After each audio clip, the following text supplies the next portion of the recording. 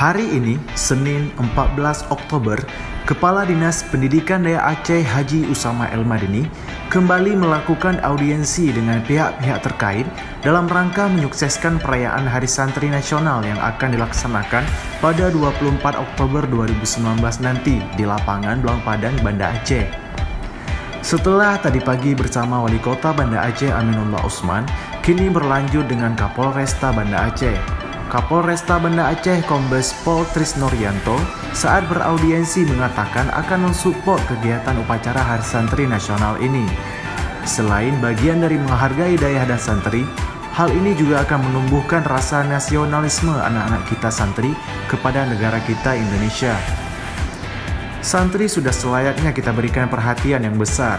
Pada saatnya, merekalah yang akan meneruskan perjuangan kita nanti, ujar mantan Kapolres Aceh Tenggara ini. Kepala Dinas Pendidikan Daerah Aceh Haji Usama El Madini mengucapkan terima kasih kepada berbagai pihak yang telah mendukung dan memberikan kontribusi dalam menyukseskan acara peringatan Hari Santri Nasional yang dilakukan secara meriah tahun ini. Semoga pada hari H nantinya, acara bisa berlangsung seperti yang kita harapkan. Sekian, Hidayatullah Daya TV melaporkan.